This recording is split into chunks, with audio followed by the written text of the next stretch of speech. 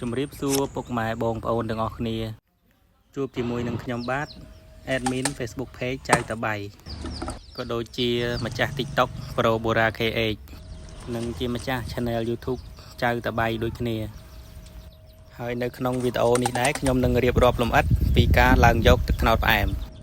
ក៏ដូចជាវិធីផ្សេងទៀតដែលពាក់ព័ន្ធនឹងការឡើងយកទឹកត្នោតផ្អែមឲ្យមានរសជាតិឈ្ងុយឆ្ងាញ់ផងដែរជាដំបូងខ្ញុំបានយកកំពូលស្លឹកត្នោតយកមកដុតវាអបបំពង់ដើម្បីឲ្យបំពង់នឹងមានក្លិនឈ្ងុយហើយបន្ទាប់មកទៀតខ្ញុំបានយកពពេលព្រោះអីទឹកត្នោតផ្អែមពេលដែលយើងដាក់ពពេលទៅគឺបន្ថែមរសជាតិកាន់តែឈ្ងុយឆ្ងាញ់និងធ្វើឲ្យទឹកត្នោតរបស់យើងនឹងគឺថ្លាល្អបើសិនជាអត់មានពពេលទេទឹកត្នោតរបស់យើងហូបទៅអាចនឹងចុកពោះឬមួយក៏រាករូសអញ្ចឹងទៅ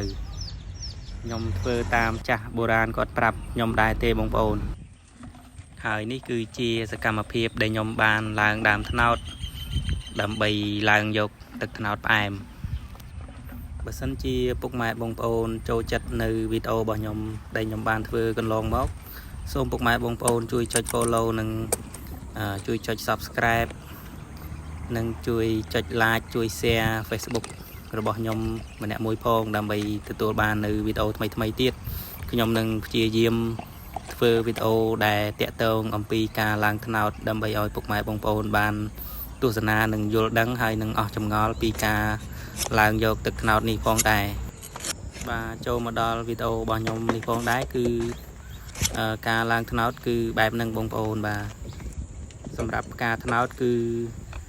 ត្រូវចាត់ព្រឹកល្ងាចរាល់ថ្ងៃបងប្អូនទើបទឹកត្នោតរបស់យើងនឹងគឺស្រស់ល្អហើយនេះគឺជាផ្កាត្នោតញីដូចចាស់គាត់ថា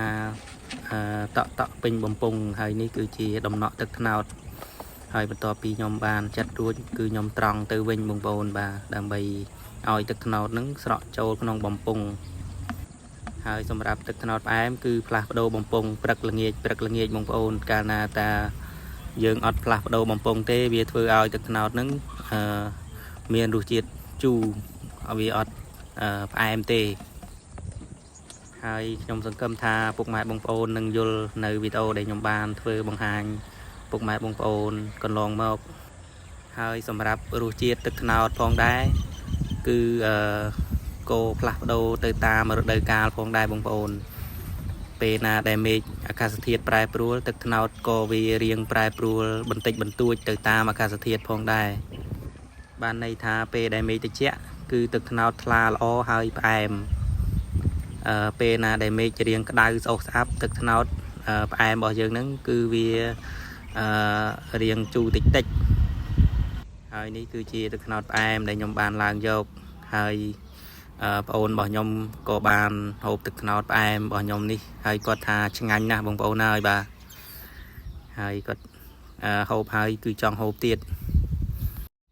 ហើយវីដេអូរបស់ខ្ញុំមានតែប៉ុណ្្នឹងទេបងប្អូន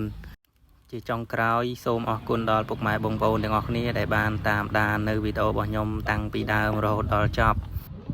សូមឲ្យពុកម៉ែបងប្អូនទាំងអស់គ្នាជួបតែសំណាងល្អគ្រប់គ្នាទឹកត្នោតផ្អែមហើយយើងទៅគឺឈ្ងុយ